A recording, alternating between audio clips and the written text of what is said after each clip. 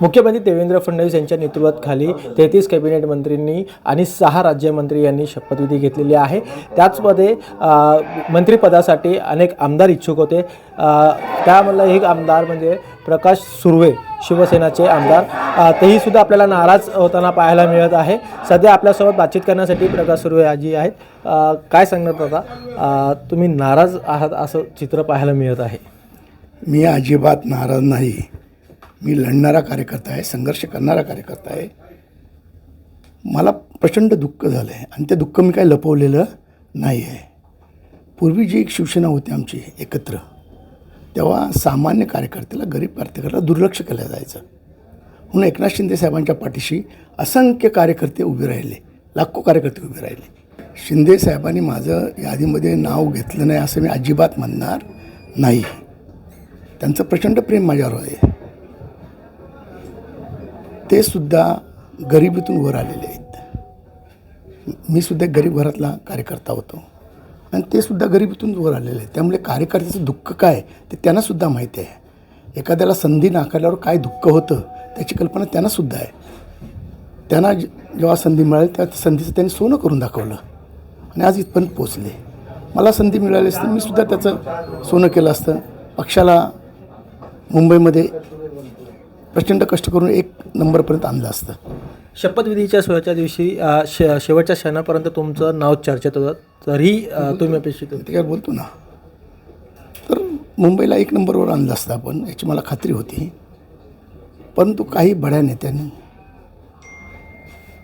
त्यांच्या नातेवाईकांसाठी किंवा स्वतःसाठी मंत्रिमंडळात समावेश व्हावा म्हणून प्रचंड दबाव केला आणि त्यामुळे माझं कदाचित कापलं गेलं असेल।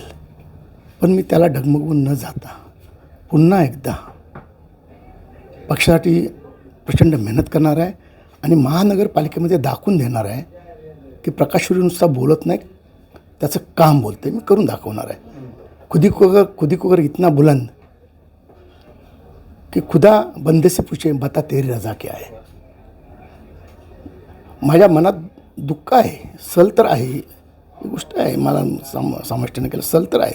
पण मी पुन्हा हे दुःख न करता पुन्हा दुपटीने कामाला लागून शिंदेसाहेबांच्या पाठीशी खंबीरपणे उभे राहून आम्ही आमचं काम बोलेल हे करून दाखवू। आणि आज या निमित्तानं तुम्ही आलेलात त्यामुळे मी आणखीन एक सांगू इच्छितो की जे बीडमध्ये संतोष शिंदे ह्याच्याबद्दल जी निर्गुण हत्या घडलेली आहे त्याबद्दल मुख्यमंत्री मोदयांनी SIT लावलेली आहे।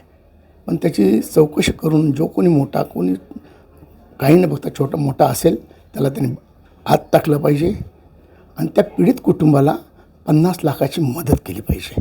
कारण तिथे जातीय तेढ आणि द्वेष निर्माण झालेला आहे, तो सुद्धा मिटवण्याचा सरकारने प्रयत्न केला पाहिजे। आणि मी सुद्धा त्या देशमुख कुटुंबाच्या पाठीशी असणार आहे। मी पण सुद्धा त्यांना जाऊन भेट देणार आहे। माझ्याकडून होईल तेवढी शक्य तेवढी मी मदत करणार आहे। दादा, अधिवेशन सुरू असतानाच तुम्ही मुंबईला परतल्यानंतर आता पुन्हा तुम्ही अधिवेशनाला जाणार का? अधिवेशन असताना मी इथं मुंबईत का परतलं त्याचं महत्त्वाचं कारण हे आहे की एकतर अधिवेशनामध्ये कुठले प्रश्नोत्तर किंवा लक्षवेधी नव्हत्या, त्यामुळे माझ्या मतदारसंघातला कुठलाही प्रश्न मी मांडू शकत नव्हतो। दुसरं कारण हे आहे की माझ्या कुटुंबावर प्रचंड मोठा आघात झाला आहे। मला मंत्रिमंडळात समावेश न झाल्यामुळे प्रचंड मोठा आघात झाला। माझी आई फार दुःखी झाली त्याच्यामुळे आणि भाजी विक्रेता तो आमदारापर्यंत त्यांनी या संघर्षापर्यंत मला माझ्या कुटुंबाने प्रचंड साथ दिली। त्यामुळे त्यांचं सांत्वन करणं हे सुद्धा माझ्या दृष्टीने गरजेचं होतं। आणि तिसरी, माझ्याकडे असणारे असंख्य माझे जे निष्ठावंत कार्यकर्ते आहेत, जे माझ्यावर जीवाभावाचं प्रेम करतात, त्यांचे सातत्याने मला फोन येत होते आणि त्या फोन आणि ते सामूहिक राजीनाम्याची ते गोष्ट बोलत होते। त्यामुळे त्यांच्या मनात असणारा राग तो सुद्धा शांत करणं, मला समाविष्ट मंत्रिमंडळामध्ये त्यांच्या मनात असणारा राग, जे जीवाभावाचे सख्य कार्यकर्ते त्यांच्या मनात असणारा राग तो सुद्धा शांत करणं मला गरजेचं होतं। म्हणून मी अधिवेशन सोडून इथे आलो। महायुतीच्या सरकारमध्ये एक मंत्रिपद रिकाम आहे। काल आपण पाहिलं अजित पवार, पराडकर आणि जयंत पाटील हे सुद्धा गैरहजर होते। आज तिघंही सोबत अधिवेशनात पाहायला मिळते आणि सोबत येताना पाहायला मिळते। नाही, महायुती अभेद्य आहे आणि अभेद्य राहणार आहे, त्याबद्दल काही प्रश्न नाही आहे। छोटे मोठे काही असतात मंत्रिमंडळाच्या चर्चा, त्यामुळे असेल कदाचित, अभेद्य आहे। तुमची नाराजगी दूर करण्यासाठी मुख्य तुमचे नेते एकनाथजी शिंदे यांनी तुम्हाला फोन करून काही अशी चर्चा झाली आहे का तुमचं, किंवा काही असं बोलणं झालं आहे का? नाराजगी दूर करण्यासाठी फोनवर चर्चा करण्याची गरज नाही. योग्य वेळी तुम्हाला दिसेल नाराजगी दूर झाली की नाही. मी नाराज असतो तर इथं मी आलोच नसतो ना. मला स्पष्ट सांगितलं माझी नाराजगी नाही, माझ्या मनात दुःख आहे आणि त्याची सल कायम आहे मला. एकीकडे जर आपण पाहिलं तर छगन भुजबळसुद्धाही नाराज आहेत. त्याच तुम्ही राष्ट्रवादी असताना तुम्ही त्यांच्या नेतृत्वात काम केलेलं आहे, तुम्ही सोबतसुद्धाही काम केलेलं आहे, तेही सुद्धा नाराज आहेत. त्यांनाही मंत्रिपद देण्यात आलेलं नाही. त्यांनी एक बंडखोराचा झेंडा घेण्याची शक्यता आहे. तसंच त्यांचा काही संवाद तुमच्याशी झालेला आहे का? नाही, भुजबळ साहेबांचा त्यांचा पक्ष वेगळा आहे, माझा पक्ष वेगळा आहे. आम्ही एकनाथ शिंदे साहेबांबरोबर आहोत. मी पहिल्या दिवशी पण बोललो होतो, आम्ही एकनाथ शिंदे साहेबांबरोबर होतो आणि राहू. जय हिंद, जय महाराष्ट्र.